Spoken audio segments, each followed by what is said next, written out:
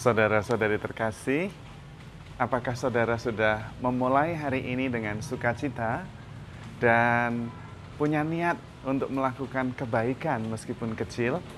Semoga Tuhan memberkati niat baik saudara.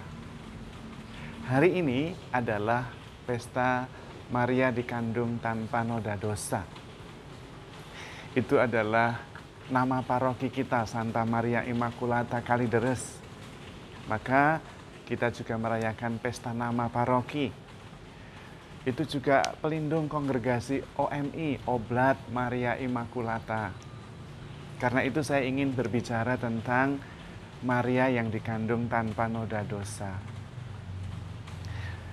Maria dikandung tanpa noda dosa itu merupakan konfirmasi bahwa ajaran gereja, dogma itu berasal dari Tuhan, dari surga, bukan ajaran manusiawi biasa.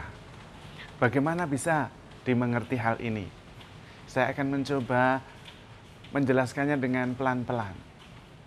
Saya mulai dengan yang kita alami sekarang, yaitu Konsili Vatikan yang kedua. Konsili itu adalah saat uskup-uskup dari seluruh dunia kumpul untuk bersidang dan menentukan ajaran-ajaran untuk seluruh gereja di dunia. Nah, itu disebut konsili. Konsili yang terakhir adalah Konsili Vatikan yang kedua, yaitu tahun antara 62 sampai 65. Hasilnya banyak. Ada yang namanya dokumen Konsili Vatikan yang kedua. Ada yang namanya Lumen Gentium, ada yang namanya Nostra Aetate. Itu judul-judul dokumen dari Konsili Vatikan kedua itu. Tapi meskipun sudah 50 tahun lebih, mungkin Anda belum pernah dengar, atau dengar tapi tidak ngerti isinya apa, atau sebagian memang mengerti tapi sedikit. Saya mau mengatakan bahwa sesudah 50 tahun pun keputusan konsili belum bisa sungguh-sungguh dimengerti oleh sebagian besar umat. Nah, ini untuk menjadi background tentang dogma Maria dikandung tanpa noda dosa. Jadi pada tahun 1854, Paus Pius ke-9 menetapkan bahwa Santa Maria dikandung tanpa noda dosa sebagai dogma, yaitu ajaran gereja yang tidak bisa salah. Ini berdasarkan para uskup yang bersidang. Nah, sesudah ditetapkan, baru mau sosialisasikan supaya seluruh umat mengerti. Tapi pada waktu itu terjadi penampakan di Lourdes atau Lourdes yang sering kita dengar di Perancis bagian barat selatan, yaitu kepada Santa Bernadette. Orang kampung di Lourdes yang anak kecil, tidak sekolah, tidak mengerti baca tulis, mendapat penampakan Bunda Maria beberapa kali. Dan dia harus lapor kepada Romo Paroki kepada uskup setempat untuk membangun gereja di situ. Banyak orang datang, disembuhkan, tapi pastor parokinya belum percaya, uskupnya juga belum percaya. Sampai suatu ketika, uskupnya akhirnya tanya, coba besok kalau ketemu kepada wanita itu lagi, tanya siapa namanya. Lalu Bernadette melaksanakan pesan uskupnya itu. Uskupnya baru pulang dari sidang untuk menentukan dogma Santa Maria Immaculata itu. Maka dia datang dan kemudian meminta kepada Bernadette, tanya siapa namanya. Dan ketika Bernadette tanya, ketemu dengan Bunda Maria, lalu ketemu dengan Bapak Uskup, ditanya, sudah ketemu? Sudah, siapa namanya? Aku adalah Santa Maria Immaculata, Maria yang dikandung tanpa noda dosa. Uskupnya langsung menangis. Anak ini tidak ngerti apa-apa, tidak mungkin berbohong. Dan dogma Maria dikandung tanpa noda itu baru saja diresmikan, dia baru pulang dari Roma, belum disosialisasikan. Pastor parokinya aja belum tahu. Ini Bernadette sudah tahu dari wanita itu sendiri. Maka uskupnya tidak ragu-ragu lagi. Bernadette ini pasti benar. dia mendapat penampakan dari Bunda Maria sendiri. Itu latar belakangnya. Karena untuk bisa mensosialisasikan hasil sidang seperti setingkat konsili itu perlu waktu lama. Konsili Vatikan kedua aja yang sudah 50 tahun lebih yang lalu, banyak di antara kita yang belum ngerti. Apalagi yang baru saja selesai. Maka itu konfirmasi. Tetapi yang penting dari itu adalah bukan saja bahwa penampakan kepada Bernadette itu benar, sungguh-sungguh lebih dari itu.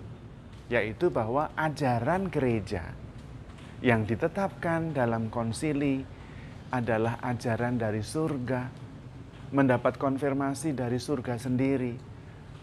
Contohnya adalah dogma Santa Maria dikandung tanpa noda dosa.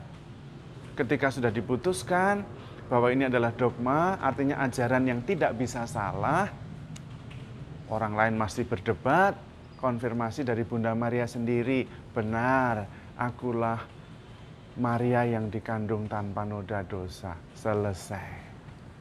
Nah, itu berarti bahwa kita jangan ragu-ragu. Ajaran gereja itu bukan ajaran manusiawi belaka. Ajaran gereja adalah ajaran ilahi, dapat konfirmasi dari surga. Tetapi selain itu, kita harus percaya sepenuhnya kepada ajaran gereja, oke, fine.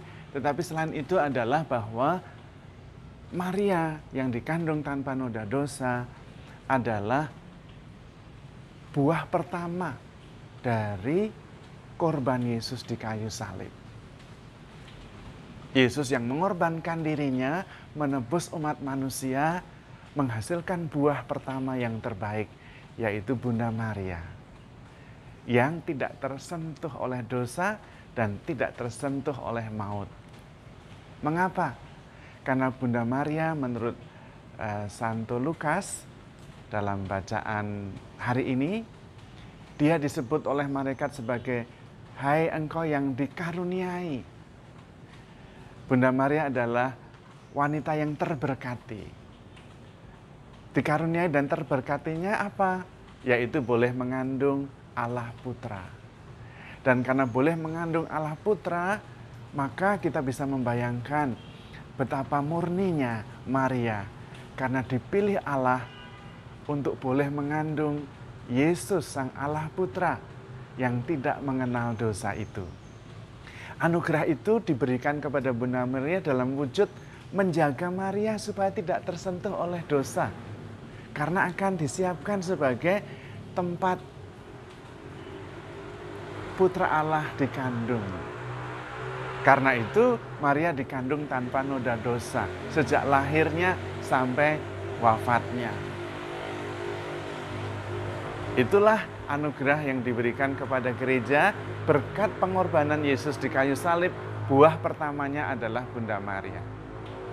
Dasar kitab sucinya ada, yaitu dia sendiri dikaruniai oleh Allah sebagai wanita terberkati.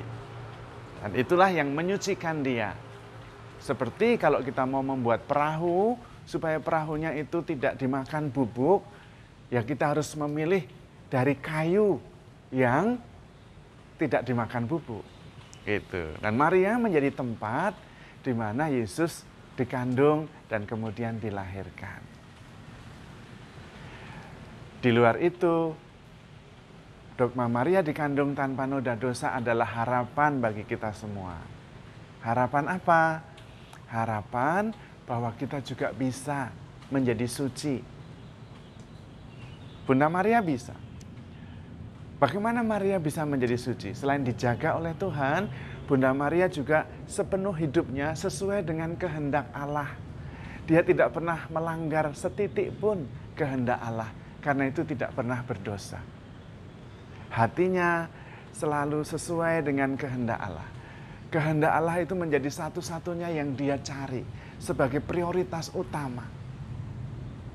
Dan karena itu dia tidak pernah melawan kehendak Allah dan karena itu tidak pernah berdosa.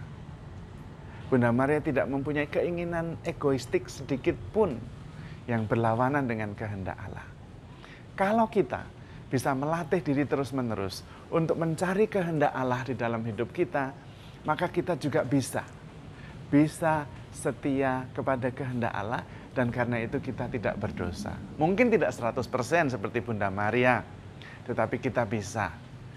Kalau kita sungguh-sungguh mengutamakan melaksanakan kehendak Allah.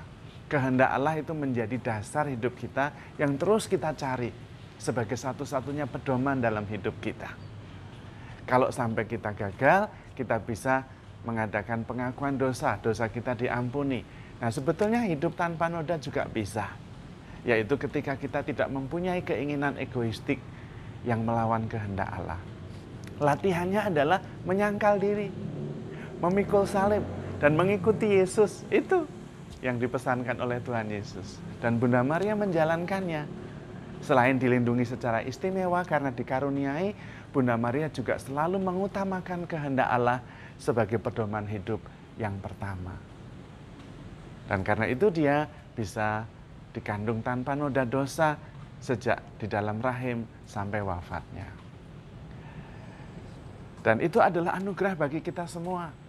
Karena dengan kesucian, dengan imannya yang sempurna itu, Bunda Maria mempunyai kewenangan atau diberi kewenangan, bahkan kuasa untuk menolong kita anak-anaknya. Karena itu pengalaman di dalam perkawinan di Kana, Bunda Maria sungguh-sungguh bisa menjadi perantara bagi permohonan atau kesulitan orang yang sedang kehabisan anggur itu. Bahkan meskipun waktunya belum tiba.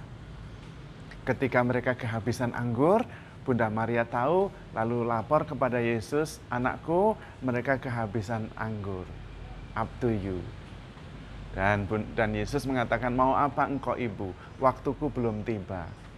Bunda Maria tetap yakin, pokoknya Yesus pasti mau berbuat sesuatu. Tidak mungkin diam saja. Maka dia bilang kepada para pelayan-pelayan itu, "Apapun yang dikatakan anakku itu, lakukan saja." Dan benar. Meskipun waktu Yesus belum tiba, air bisa menjadi anggur karena Bunda Maria yakin Yesus tidak akan tinggal diam kalau dia menyampaikan keprihatinannya. Maka bagi kita, Bunda Maria adalah penolong utama, penolong orang Kristen, Bunda penolong abadi, Bunda penolong orang-orang Kristen yang percaya kepada Kristus. Dan jangan khawatir, dia adalah yang dikandung tanpa noda. Betapa sucinya dia yang boleh mengandung Allah Putra. Dan karena kesuciannya itu akan diputuskan dogma yang berikutnya tentang Maria, yaitu Maria yang diangkat ke surga dengan jiwa raganya. Karena dia tidak tersentuh oleh dosa, berarti juga tidak tersentuh oleh maut. Dan dia di surga mempunyai kuasa yang akan memberikan yang terbaik kepada kita anak-anaknya. Maka mari kita pesta, mari kita bersuka cita, dan terus-menerus berpaling kepada Bunda, karena dia akan selalu menolong kita, anak-anak yang dikasihinya. Selamat merayakan Hari Raya Maria dikandung tanpa noda dosa. Semoga kita semua bisa meneladani Bunda Maria dan terus berpegang pada tangannya, supaya kita bisa dihantar kepada Yesus Putranya. Tuhan memberkati.